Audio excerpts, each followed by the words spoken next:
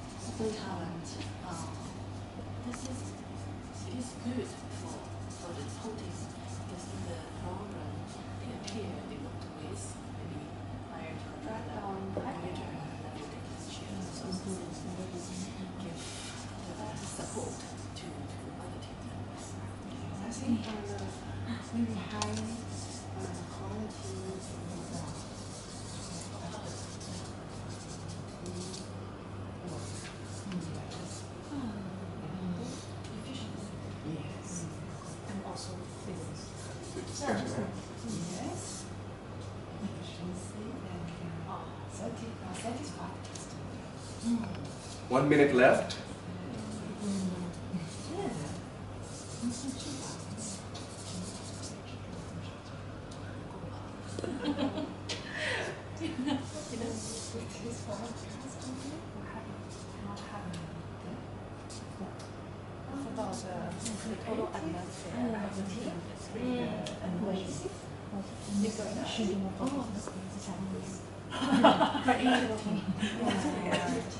Okay, you may stop right now, then I will give you additional 1 minute to discuss among your members. 1 more minute to discuss this time with your partners.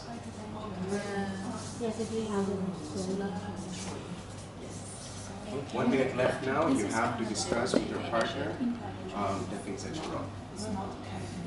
Yes. And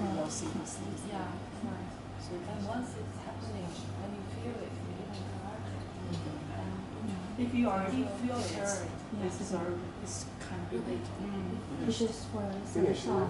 Right. To Awesome. decide his state, and they will just have an influence to others. So, for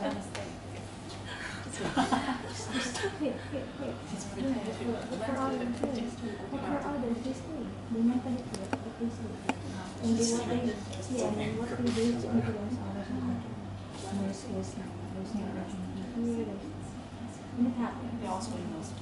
30 seconds left.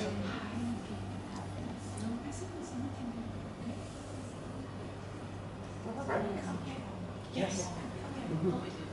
So how we just discussed about disengaged and so it's more or less already connected. Yeah. But the dangers of having this, because we're trying to write something about the dangers of disengagement and performing teams. But how do you relate that in terms of managing time with organization, which speaks as well to engagement? What will happen if we continue to have this kind of things? How about we have disengaged but performing? Engage and underperforming. Disengage. I leave the judgment to all of you, because I think as leaders of the organization, it's the challenge now is how do you support that? How do you ensure that they're not just engaged, but they're also performing? Because it's lacking, right? But as leaders, we have to continue to provide these opportunities. Do you think there are lacking opportunities that we still have to provide so we can meet that ideal phase of the performance? I can just also, I think as a leader, we also need to, it's also our responsibility to identify those disengage and help them to engage. Yeah. Because if they are short form, we don't have. Okay, 5 seconds left. 5, 4, 3, 2, 1. You may now be seated. Thank you very much.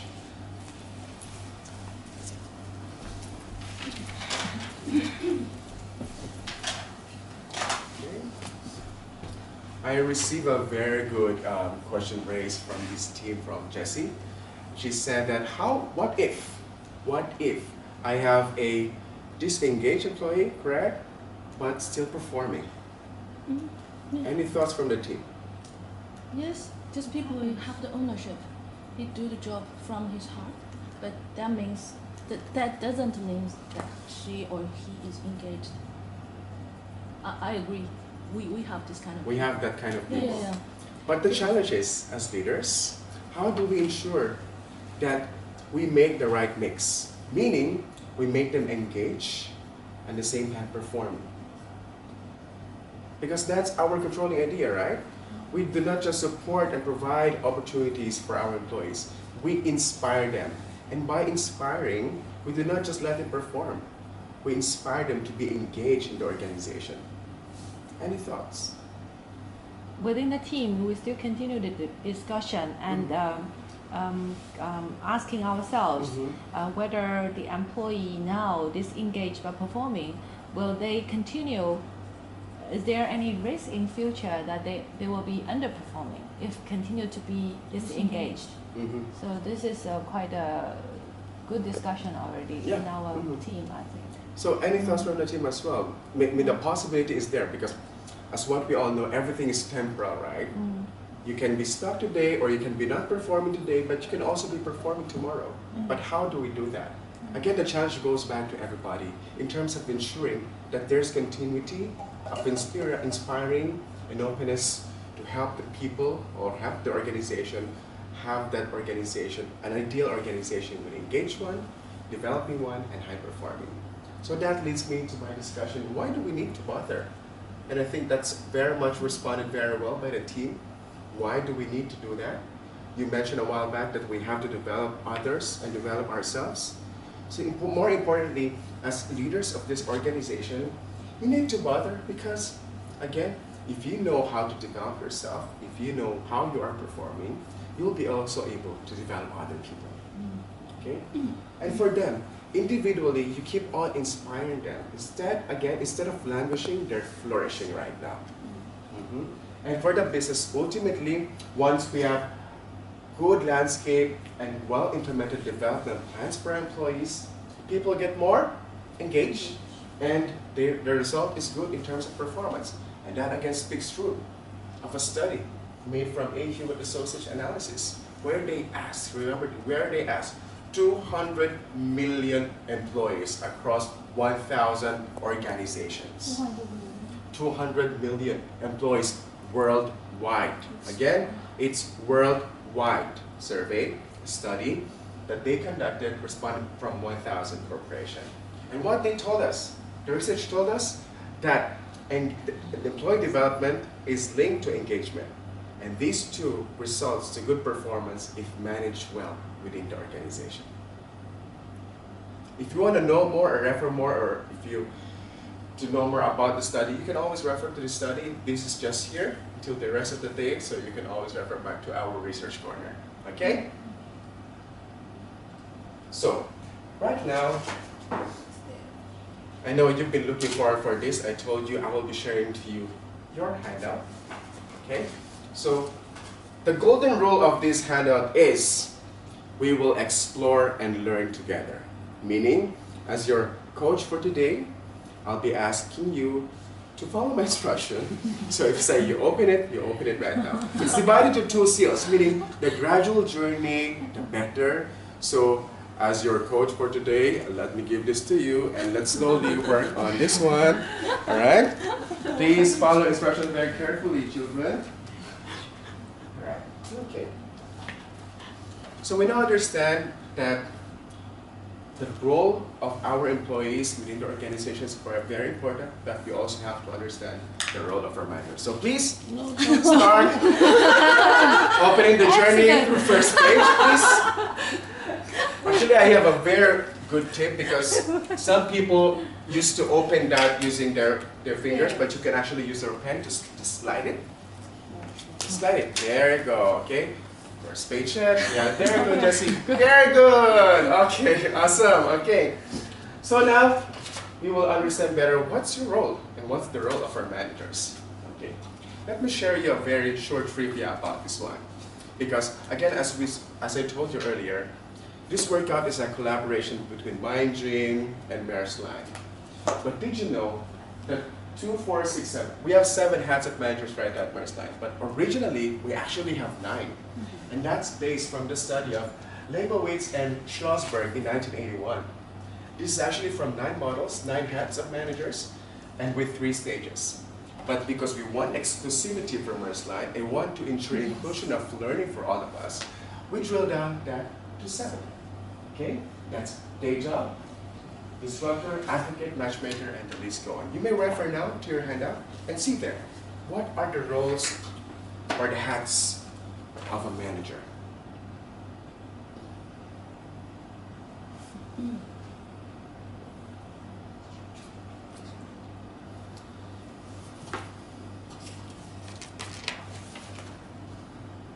As a leader yourself, come to assess now, are you doing this enough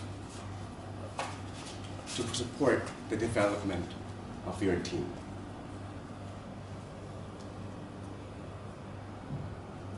I don't want you to answer now, just think about within yourself.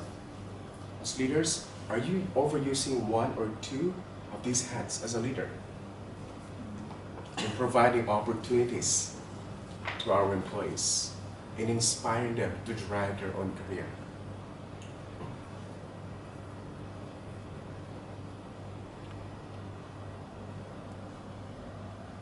Now looking at the chart in your handout, I want you to think and assess for 2 minutes how much time are you spending or how much time in terms of the manager hats are you using as a manager in providing opportunities for our employees while inspiring them to drive their own career.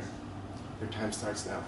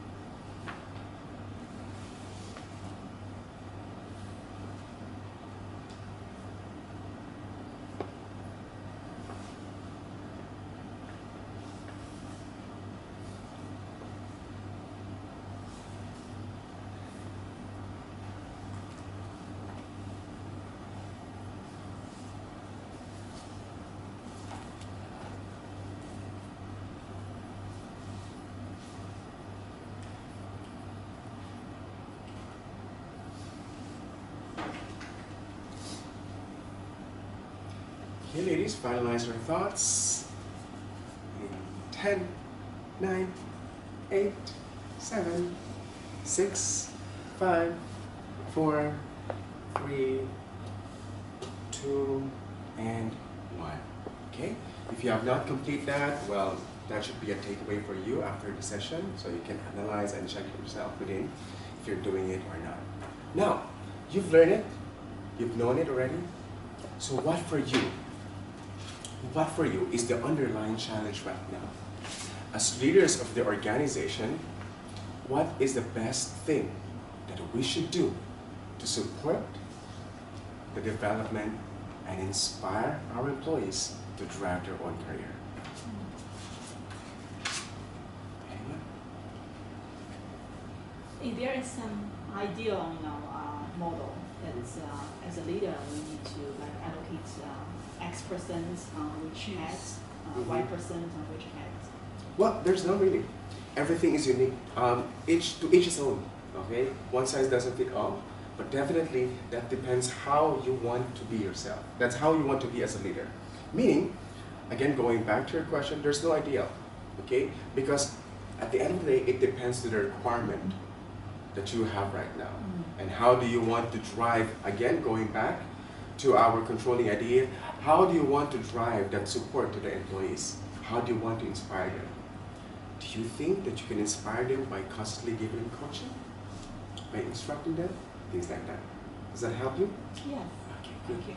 Yes. I'm having also a thought when I'm doing my self-evaluation, I would very much look for some information from my team, see how actually they as individual would look forward to getting from me, because it's actually based on their situation, instead of we assign our time or we assume what they will need.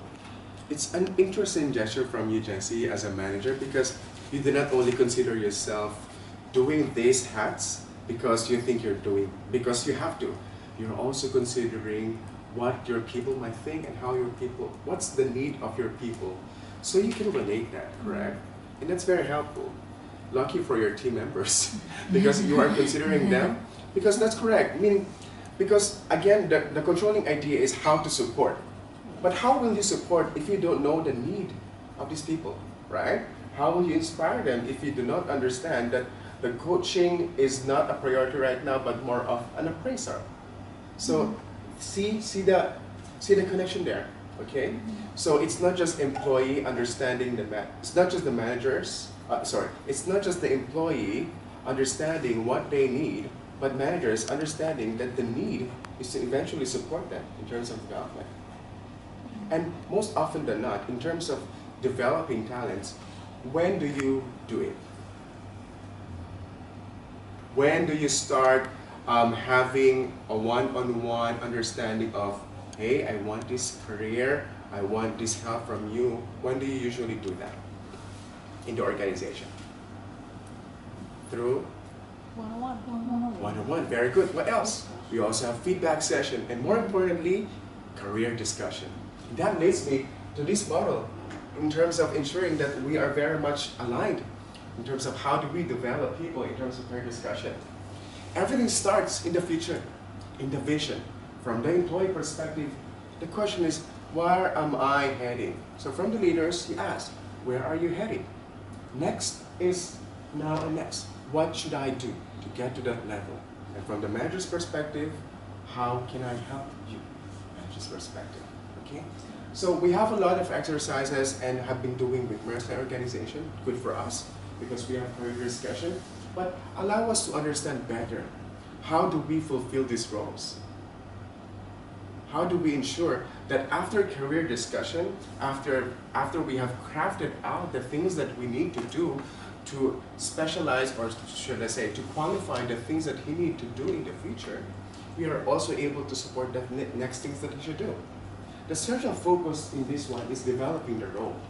You have to allow the person that he understands where he is right now, at what level he is performing, what competencies or gaps that he needs to address, so that he will be able to eventually fulfill the role. And when he is able to fulfill the role, eventually the person can grow in the role. Any questions so far? It's a simple model, but mind you, it gives us an opportunity to understand better the needs of our employees. Slowly but surely, okay? And when we talked earlier about career discussion, I know in Maersk this is very much used. Every year we are doing this in terms of crafting our own PDPs. And our development approach for Maersk is 70, 20, 10. 7% of which comes from on-the-job experience. 20% would come from others, through feedback, through coaching, and things like that.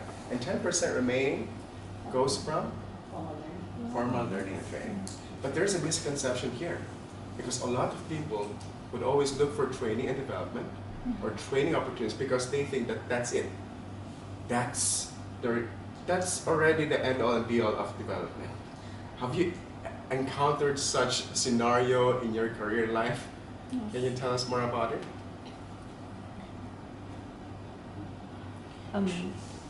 Yes, it's good. Sorry. Yes, Lucy. Maybe it differ from different career stage. From some new hire or some people just start from their career, they will focus on the training part Training part. because they don't know how to do the job.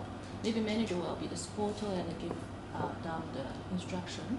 And for people who have plenty of experience, they will seek for the experience to enhance their, let's to say, to support their career development. Mhm. So I think this differ from different stage. Yeah, this is correct my understanding because you're saying that it might differentiate between a new employee Yes. who is very much seeking for training compared to someone experienced who might not very much be looking for that training. Do you have any similar experience? Yeah, I agree with Lucy. I Mhm. think the point is clear that for new hires, or especially for those who are new in the position, Mhm. they really want to be formally trained. Mhm. However, for those who are already in the position for a long time, they're now seeking new experiences because they would want to move. It's either up or aside. So That's very good. It's awesome because that leads us to understanding better, right? What are the employee needs? Again, we always go back to the employee needs. How do we support them? When Lucy said that new employee would require a different kind of competency and requirement from the manager, that hey, you have to provide me training so I would be able to develop myself, right?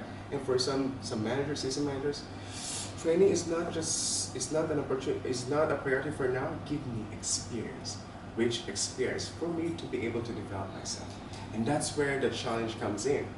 Because business needs, individual needs may sometimes not be in complementary. We have the individual needs, but sometimes we don't have the right facility to provide the training to some seasoned employees. So here we will look into further how do we craft that. But then again, it's also good that as we shape the future and we provide support to our employees, we also help them how to map out the future properly, isn't it? Now, I want you again to look back into your manual.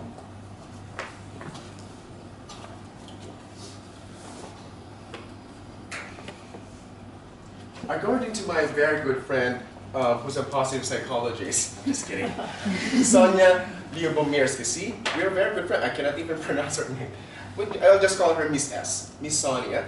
According to Miss Sonia, when they created an exercise to employees, actually to random individuals, in terms of mapping their future, everyone struggled. But in her case, she even made it easier. She asked the employees, she asked people to think about an ideal future. Everything is going smoothly.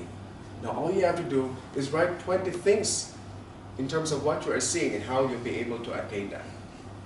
Surprisingly, everyone was not able to finish the exercise because everyone is struggling. So now we will do the same, okay? But very short, but definitely you'll be more guided because we have the suggested questions here to lead you in coming